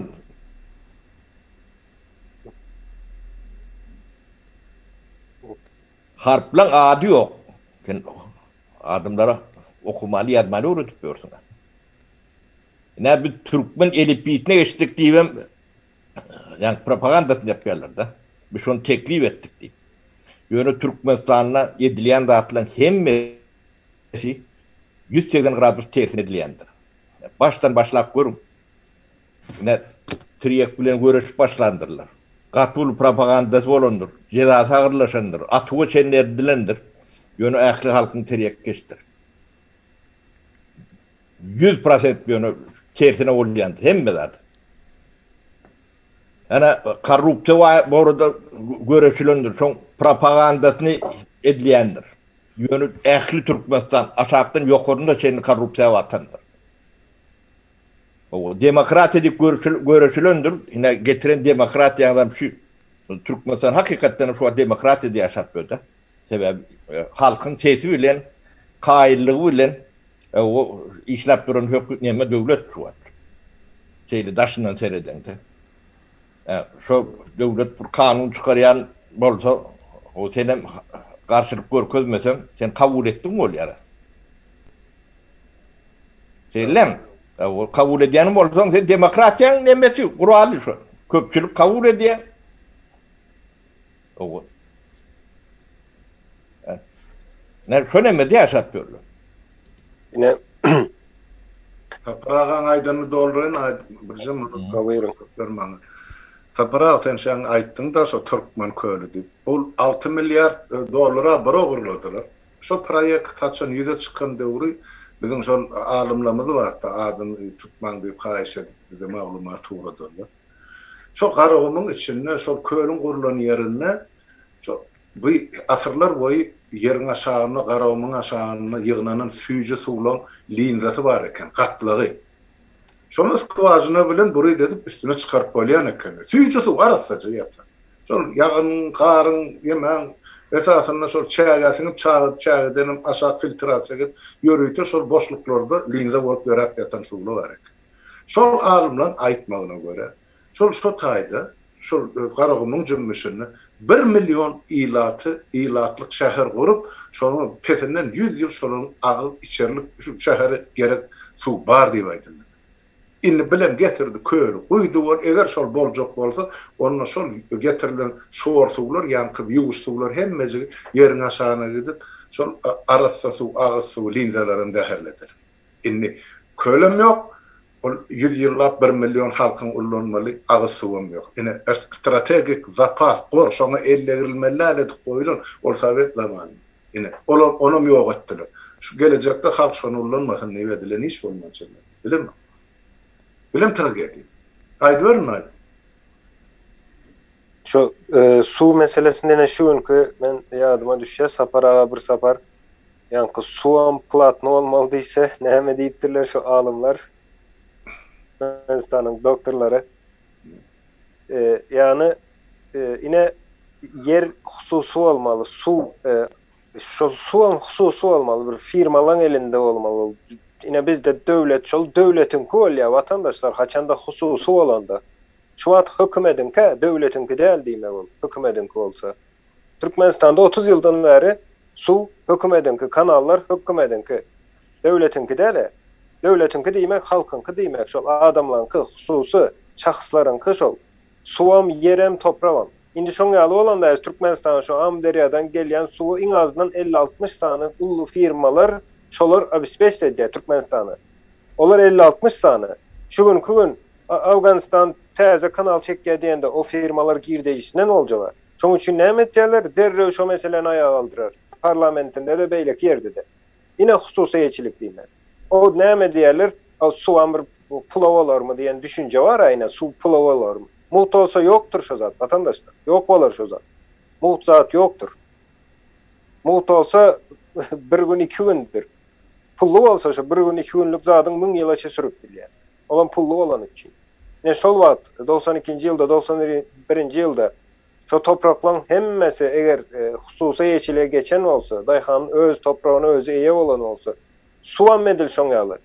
O tebigat bize berýär, bolýar, berende näme şoň ulanýaşy, ine şoň ýaly problemalar çykanda çözmeli adamlara sen puluny tölemeli. Olar sen ýanky ekrançylyk edýän ýeriňe çe topragyna kanal çeksin, başga ýol bilen maşynda getirip bersin, getirip berýärler sana şo suwy. Özem garanti berýärler, üçin edýärler şo suwy bilen seni. Diýmek olar işleýär. Ine şu gün şu problemada da Awganistanyň garşysynda iň azynda Türkmenistanyň içinden 40-50 sany firma çykardy. Şo suwun eýeleri olan firmalar çykardy. Sen näme etýäň diýip. Dünýä jar ederdi şu problemany. Kanuny ýanky adwokatlary bilen ýuridik bolsun, daşary diplomatiýa bolsun, şo firmalar şu zat ederdi. Indi şu wagt şo döwrüne şoň ýaly bolsa bolanok baýgaryplyk dörer diýen adamlara öňüňde bolsa ýüzlenip bilseň de görýäňmine bolýan zatlar. Düşünen nokta ol, muht olmalmışsın. Ama muht zat bu zat. Hemme maýdyp isteyen zatı şu. Hemme zat muht olsun. Ama iyenim içenim beylekisi muht olsun. Yöne yok vatandaşlar. Yalnız düşünce şu. Komünizm düşüncesi 70 yıl yaşap bilmedik bir nämenin entegem şoň näme diýerler. Nämesi fanatizm ýaly bir zat. Yani hiç hili nämesi yok. Efektivnist diyen zat nol, yok. Mümkin değil bolup bilmek. Yani şo wagt şo 90 gaçyrylan pursat diýen aýna Halmyradagada. Şo 91-nji 92-nji ýylda ýöne zat bu. Ýanky hususiýetçilik diýilen söz ýöne zat aýna hususiýetçilik. Hakykatdan mülk, ine mülk diýen zat. Eger adamlar öze ýe çykan bolsa, şu gün ine am derýän problemasy çykanda da altyapy taýýar sen şonu nädip çözmeli ýa-da kimler şoňa garşy göreşjek. Şu günde seretsen adamlara diýe ay bu su hökümetden ki maňa näme diýe hökümetem diýe ay bu su men içemek maňa näme gerek diýe-de. Eýesi ýok o suwuň. Soň alar Awganistan o suwy. Eýesiz zat o. Şu gün. Kime eýesi şoň? Kim aýdyp bilen men eýesi diýip bir sana adam çykyp bilýärmi? Ýok. Ine näme hemme zat hökümetinki, döwletinki diýip aýtýarlar ýa döwletinki diýene döwlet diýen zat ýok. O düşünje bizde ýalňyş düşünilýär. Döwletinki bolmak üçin ýanky firmalar, o firmalar hem kanun tarapyndan obligation näme bolýar kemine? Borç. Kanun tarapyndan firmalar borçlandyrylýar. Sen şu borçu diýen ol eýen bir döwlet aparatyna öwrilýär şu firma. Hususy bolsun, başka ýanky şahsynky bolsun tapaw diýor vatandaşlar. Kanun tarapyndan ýük bir borçlandyryldymy şo, parlament borçlandyryldymy şo firmany? Ol eýen bir döwlet aparatydyr. Ine şolam döwlet bolýar. Şo hususiýetçilik bolan bolsa şu gün döwletimiz hem bolar. Bu problemleri çözecek adam, Amderiya Qaragum kanalına eýe çykjak adam, çölümüze eýe çykjak adam bolardy. Indemine hemme zat muht diýip oturubereli begeniş. Aydın ne Türkmenin cemiyetçilik fikri näyle işliyor? Ben şoňa da bir ünsüňi çekeyim. Edilen dadı o görenok cemiyetin görenok. Cemiyette görmeli nemeler var da medya, mass medya diýil ya. Bizim mass medyamız diňe propaganda bilen meşgul. Ne reforma barada dokumentli o şaýatly o real edilen nemeler var da bir yerde ne 30 ýylyň içinde bir adam men döwletde ýa-da men pozisiýada men opozisiýada şu reformalar barada dil ýaran adam barmy? Şu şeýle wajypdygyny şu ýanky ýaşaýyş daşaýjy önümniň bardygyny düşündirip bilen adam barmy? Ýokdur. Yani bizim bu eden adamların hem becen düşman edip bilirler de. Etmedik adamı bilirler. Yani eden adamı görünüp dur da gözlerini dürtülüp dur. Ona göre noktur. Etmedik adamın hiçbir delili, dokümentü, subutlaması yok zaten. Adamın koyunda dakikalar yani edilen zaten görünüp dur da. Bunun görüp bilen noktur. O gengdir. O başka kinemelerde ayıp veriyordum da 17-18 tane tekstil fabrika vurduk diyes. Onun hem becerim işlepti. Ödüm bir günler iki değil 17-18 tane. Yönü fabrikler onları yalık yüzlerce daha salındı da başkadır. Onu reform ettik 35% geçirdik. Onun hem becerim iyiden alırdı. Ödüm hem mezadın suutnaması var, dokümenti var, hem mezadı var da onu gören okur. O yani florlar gitti diyorlar da. O oğlan adamızın badına ayttık. Onun hemen o da şort çıktı da. Sondan gidip sonrasın. Sonra var bilen oktu. Ne bizim cemiyetimizin yani fikir ediş nemesini soloriyalak neme gönüp durlarına. Başka da fikir etmeye yankı neme de veren o, Rusko da veren o orada. Gengdir.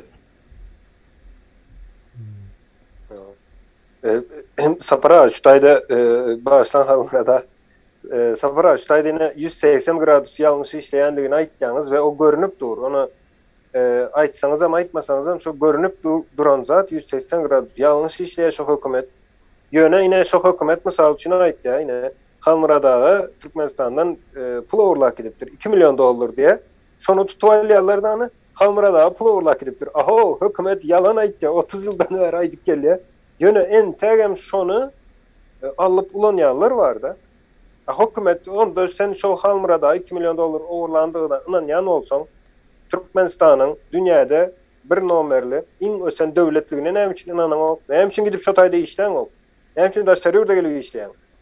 Sen bir zadına inan olsan hem zadına da inan da on yal zat ya 30 yıldan beri yalan aytdı. 180 gradus yanlış aytdı diyen yöne şonda da yankı malumatlar alyalar hükümetin veren malumatı ile şu bir malumat dengdir ikisen. Şol bir zattır. Bu jurnalist diyenler hem şu jurnalistin çeşmesini yeri Türkmenistan'ın hükümeti çeşme. Şon yalan çeşme olup bilir mi vatandaşlar?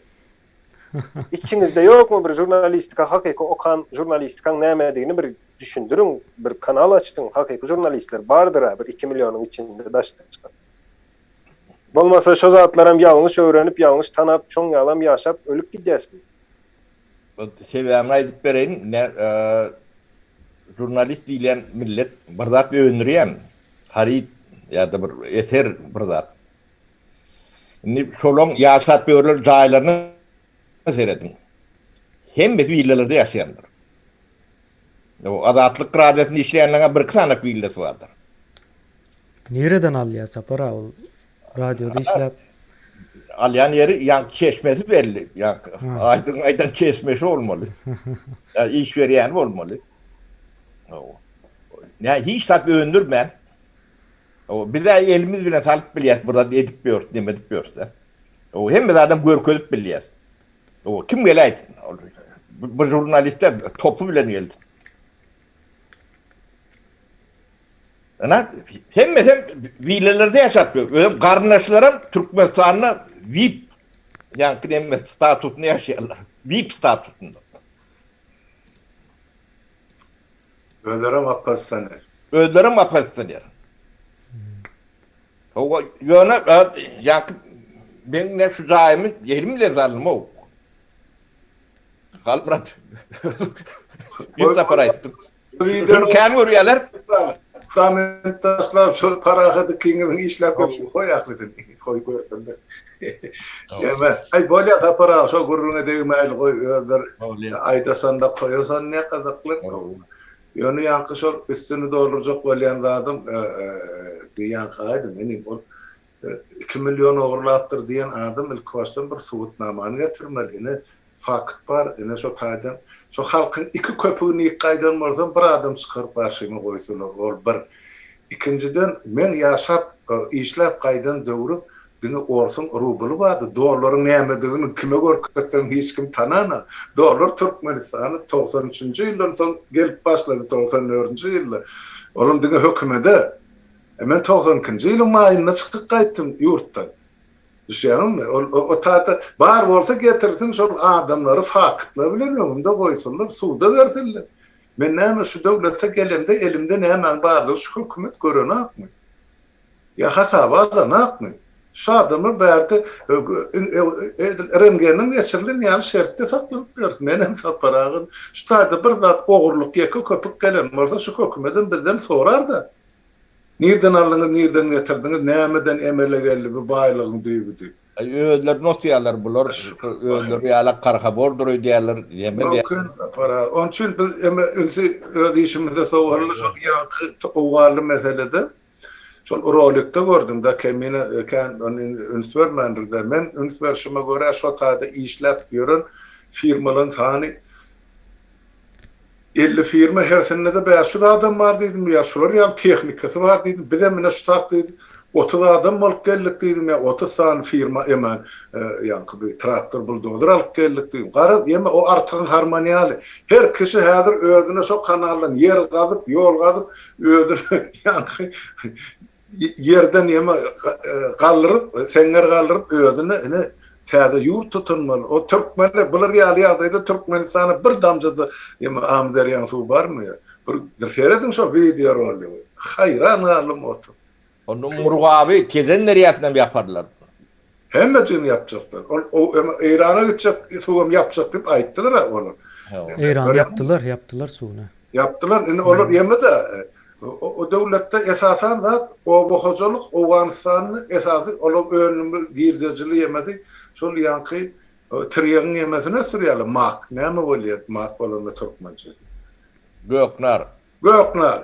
Onun esasy girdejisi şol çeşmeleň boýunyny dağlaryň içine derelerde Gunda kıyasiyarların bizim Türkmenlerimiz, Özbeklerimiz elmeden şu 5 tane ker topladığı izinde ya 2-3 tane sığırı var.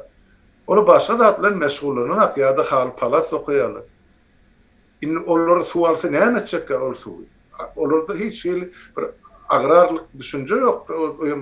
Var. Gatdayhan, oğanlar Gatdayhan, Türkmeni olmasa da oğanın yerli nemeleri, buğdayların tohuma bitköşüktür Türkmenistan'ın. Şeyle mi? O Gatdayhan. O hazırın bilmem sen planda at değil mi? Gatdayhan milleti vardır. Oğanistan sen şu urustan ön gören olsan, Oğanistan cennet diyalak yerdir. Dayhançılığı vardı, katı oğuleyendirler. Yani bizim Türkmenimiz okey. Hemen sonra diyenler, şu kuşkudan hırada var yani iki tarafının ya dağlık ya tozak beton çöl, o taydı mene bağın bahçede görmedim, sonra çok böyle. Böyle şu meselelerin ne çözgüdü, dinle halkımıza bağlı olup dur ya gelecek hükümete. Bu ülkeler okuyuplular, o hükümeden de. Var olsa şu dağıtları önünden görüp hareket ederdir. Hiç olmayanlar, bir olurdu. Edilen iş yok demek, onlar şu bilip, şu taydan şolara karşılık olmayacağını bilip, tişil teklifin gelmeyeceğini bilip, edibilişimiz şu diyelim. Şu taydan bir komentary okayın da. Hani, okayın. Ýanky aýdyň nemesine suwuň pully bolmasyna diýilen käbir soralar gelipdi. Bulam şu jogap Thomas Edison Birleşmiş Ýazgy mut diýmek, isrip diýmek. Isrip İslamda haramdyr. Tölew edilen ýagdaýynda isrip 99-a ýeterdi. Ýani azalar diýe, ýeter diýe. 10 ýyl töwerek iza ser salsak bizim owalarymyzda kükürt almagy gysganyp gazy öçürmeýärlerdi diýe. Diň owalarda däl o şäherlerde bardymy kendiýän. Owa. Ýagdaý şu. Umuman seretsek. Kesin näme gelýär kemine? Kesin kesilýär. Ha, meniň internetim men İnternet bolsa. Şu wagt gowy gelýärmi?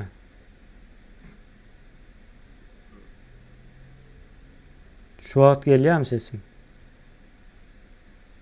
Onu aydın o kadar sen internetin goşak kemine. Tapara men internetime barda yani kompüterim açık kaldı. boş boşuna aýdamok, arkasında bir zat bolan üçin aýtdym. Ýa-da görüp bilenim üçin aýtdym şu zady. Neme ne aydın ne Şwetse suğun in kän ýerde müňläp böyle her ýerde müňläp köl var da. Yani prietni deme suğly, Suyucu suyu. yüýüji suğly. O ýöne suw pully. Vatandaşımız yan doğru verler kesiptir defa para. Muğutun kadırı yok. Ondan sonra su israf bolýar. Hakikaten. Tribim haram. Ogo. Ne? Şol bizim adam şol Şweýetsiyada şol men ýaşap oturan owandan beýlik owa çelli arasy 24 kilometr. Şu 24 kilometrde ýoluň iki gyrasynda yerleşen kölleriň sany 350'den geçi. 350 ululuk kiçili köl. Hemmesem süýüji suwly. Özüm artezianski suwdan emele gelen. Yerin aşağından çeşme urup çykýar. Oňa o tokoýdan ýönelen suw däl, yerin aşağına kölleri seredende düýbi görünýär. Balyk yüzüp bererler görünýär. Şeýle arasa suw. Isleniginen baryp içi bermek. Ýöne islenlik öýde üstçe çykdy hasapmaşy. Sen näçe suw ullanan bolsaň sowuk suw, kızgyn suw, ekinge mi maşyn ýuwjakmy ýa çaý içjakmy, ýuwunjakmy, hemmesiniň hasaby bar. Aýbay töläp otyň şu zatlar. Ene şu gurulgy döwletde her bir adam şonu hem töleýär, bilýär şol salgytlaryň niräge diýen, çağılgy diýe we garrylygy diýe, ilatyň saglygyna diýe.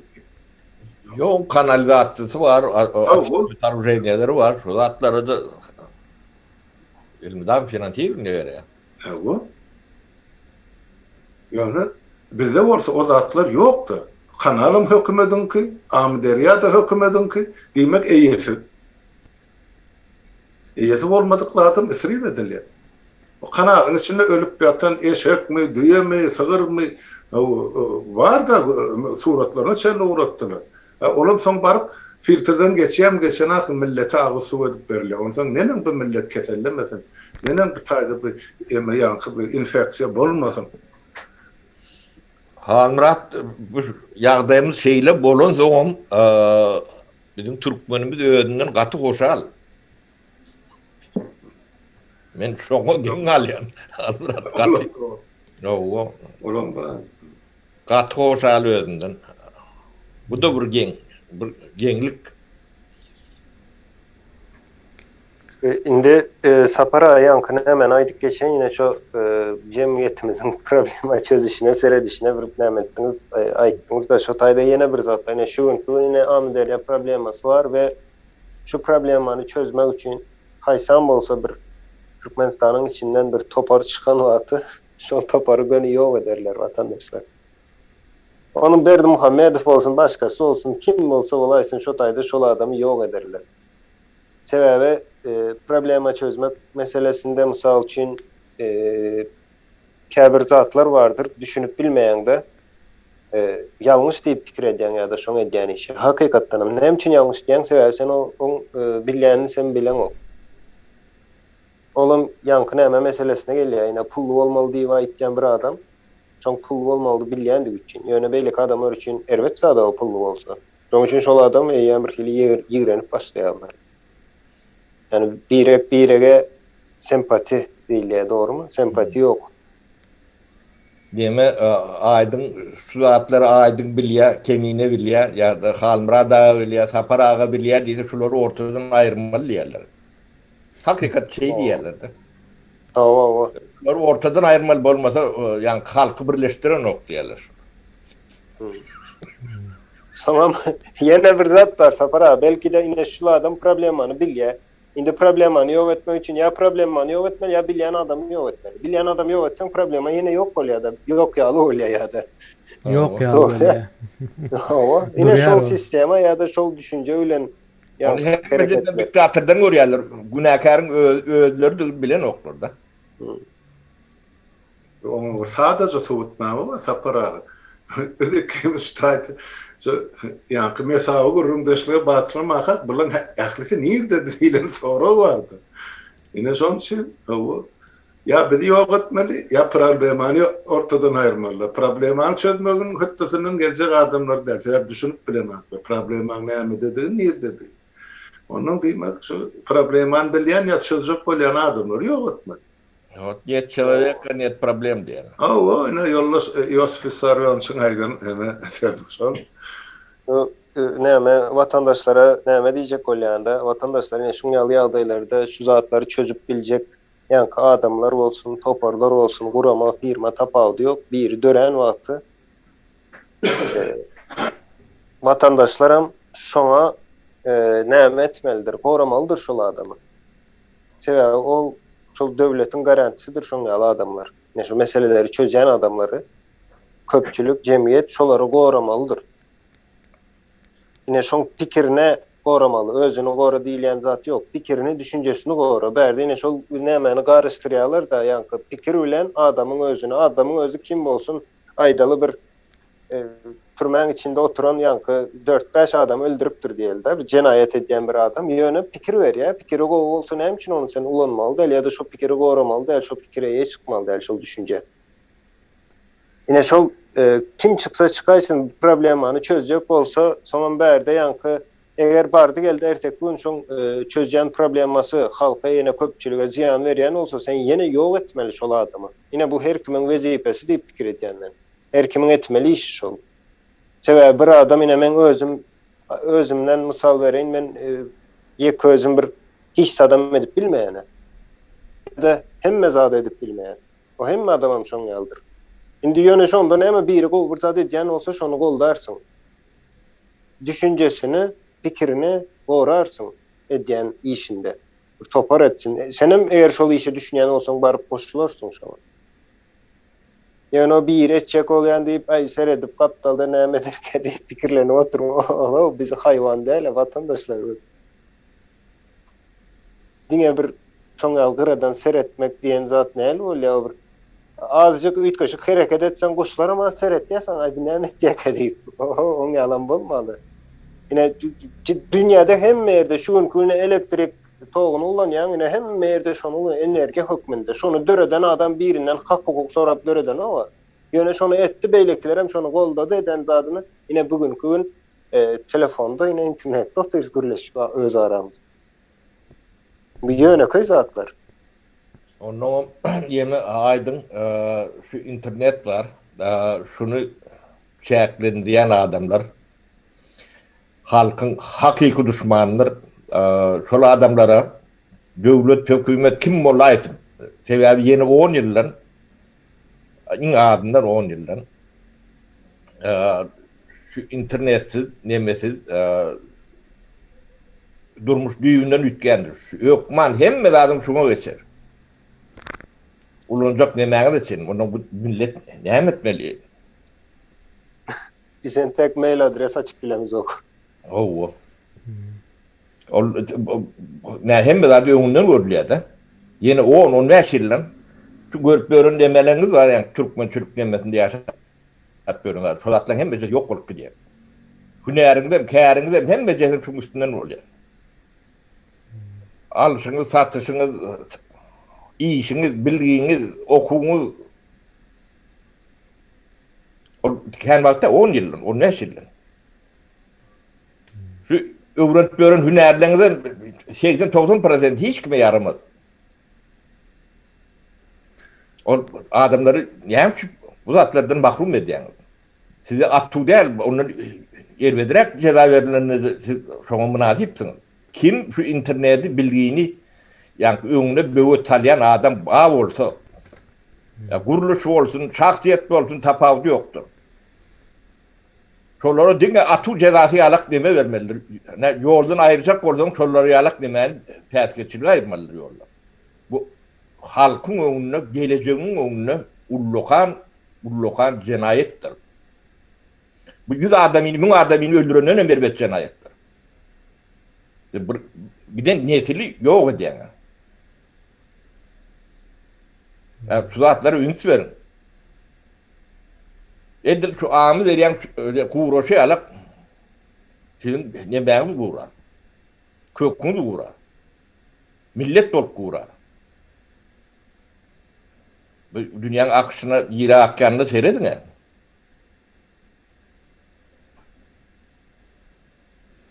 Halmurat, mikrofonu yap.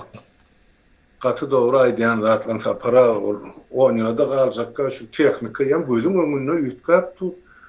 Ýani şol aktym koronavirus benim tapınmaka öýüne baramda. Ine eme laptop ýa şu kompýuter goýupdyr. Ol diňe ýeme Google bilen işleýär. Şu öýün haýsy burçundan şoňa goýup, salam Google, maňa plan aýdymy goýup ber diýsen şonu goýýar. Salam Google, sagat näçe bol diýsen şonu aýdy. Salam Google, maňa şu rahar bişirjek bolýan şoň reseptini aýdyp ber diýsen. Edil üçe ýetmäkäň eýem taňa şol reseptini aýdyp berýär. Salam Google, orta asyrda alymyň eden işlerini aýdyp ber diýsen, onu taňa aýdyp berýär. Hemmecikler şu taýda institutun üniversitede emesi leksiýasyny şu Google aýdyp berýär. İslam soragyna jogap bar. Öňünde de bir ýemän ol ýa pylsosy satyn alypdyrlar. Özü şu pylsos hem süpürýär, hem ýuwýar, hem arasylýar halyny öz başyna pol, öz başyna dolun wagtda özü signal berýär, şu taýda bolmak näme? Hayran galmak. Siz näme diýäňiz? Biz diýwarny tutup telewizor seyrediýäris. Ne şu tehnikan yeten derecesi tapara. Hemmecikler ağzından söz çıkmakka elektronika eşitip edip otuyor. Şunun işini. O ne derece? Ot kesip yiyor bizim otu. Aha. O bakıyım solar ediyor. Knopkan bastım, ölçen holding perimetre boyunca aylanıp bir. Ne Şivetli'nin ovadı şunu al. Ova şehirem değil. Vatandaşlar bizde Türkmenler diyen aydın aydışı ya bizde yani e-mail adresi ursat veren akları. Ne edip halk kör yaşatacak kabul. Halmurat ağa şu näme sen ne mecliste karar kabul ediyen şuları iň agyr ceza, näýilik ceza, iň agyr ceza bolsa şu ýemeni bilgiden çäklendirýän adamlar bar bolsa, o bilip bilmän tapawdy ýokdur. Bilmenlik üçin o ziýany azalan ama. Bilmedik cenayetin jogapkärçilik kemelýär. Düşünüp düşünmän, o da nemesi ýokdur.